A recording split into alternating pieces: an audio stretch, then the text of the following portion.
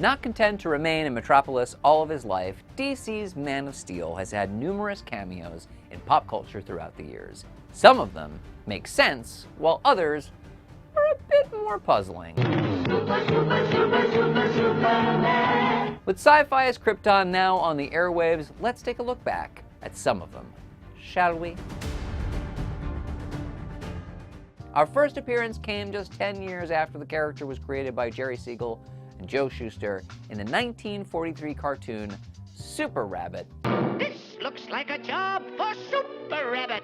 Bugs Bunny eats a super vitalized carrot and gains Superman-esque abilities, like super strength and the power of flight. Hiya, Doc. Hello, Mr. Rabbit. A rabbit? Up here? He even runs into a phone booth for a quick fourth-wall breaking costume change that would make Deadpool proud. Bugs flies to deep in the heart of Texas, get it, so he can outwit the mad cowboy, Cottontail Smith. He took a wrong turn at Albuquerque and ended up in Metropolis. In 1956, Warner Brothers released Stupor Duck, where Daffy took on the cape and the alter ego of Clark Trent. By the end, a naked Daffy is hanging to a rocket making its way to the moon. Send our best to Marvin, Daffy! Next we come to Soup showing up on the classic TV show I Love Lucy. Clark, you got some splaining to do.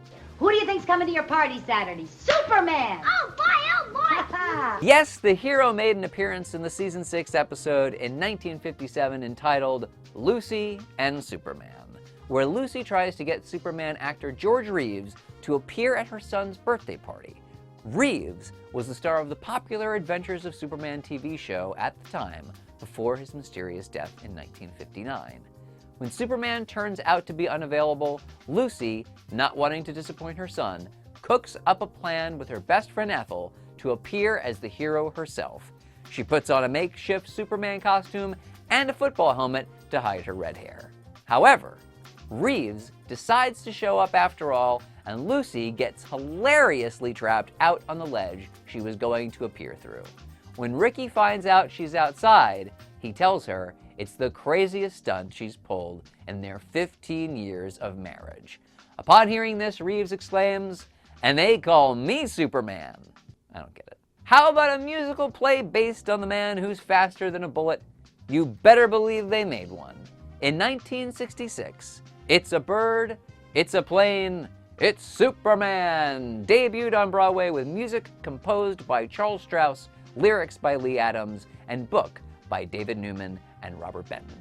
The play's plot revolved around Superman trying to defeat a Nobel Prize-winning scientist named Dr. Abner Sedgwick.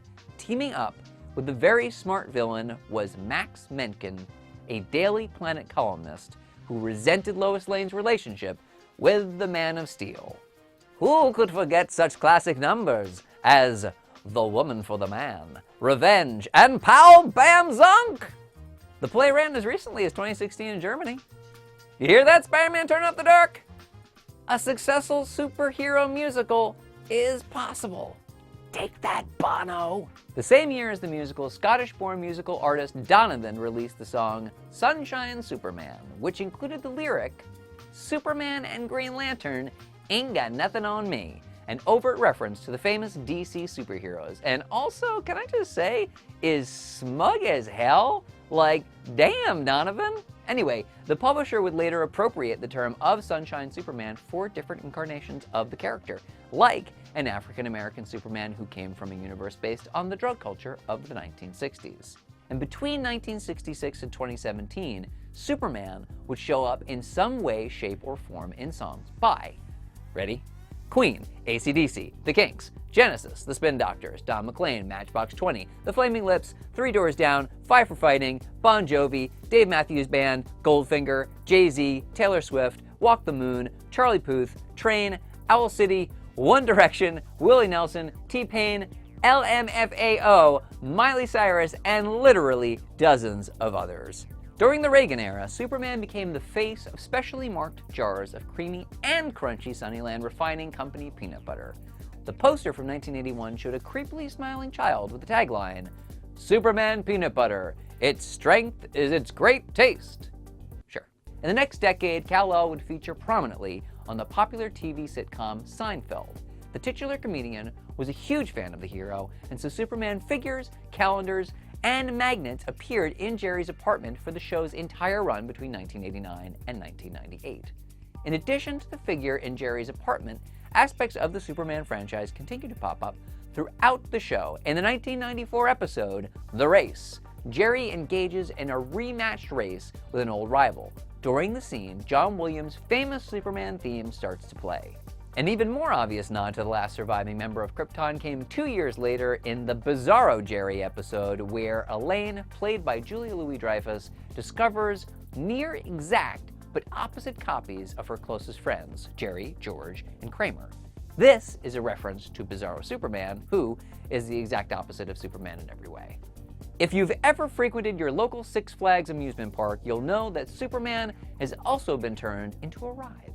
To date, there have been 9 different rides at 9 different parks around the world based on the Man of Steel.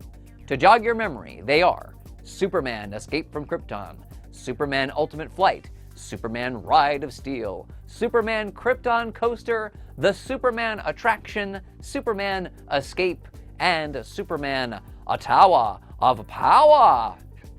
Superman Ultimate Flight in particular places you horizontally so you can feel as if you're flying just like Superman himself, while also being enormously terrified, I assume. That sounds very scary. In 2007, American sculptor David Herbert unveiled his latest creation, Beautiful Superman. Commenting on the tragedy behind the facade of normalcy in the entertainment industry in the United States, he turned Superman into a mix of Jack Skellington from The Nightmare Before Christmas and Samara from The Ring. Sure, it's art. 2014 saw a Superman cameo in the Lego Movie. During one scene, all the master builders are gathered for a conference before being captured by Lord Business. Voiced by Channing Tatum, Superman says he has to go back to Krypton when the Green Lantern, voiced by Tatum's 21 Jump Street co-star Jonah Hill, starts annoying him. Didn't Krypton blow up? Asked the Lantern. Tatum's Superman returned for another small role in the Lego Batman movie, where he throws a party for all the DC heroes without inviting Batman. Wanting to get rid of the Joker for good, Batman has Robin infiltrate the Man of Steel's Fortress of Solitude and steal his Phantom Zone projector.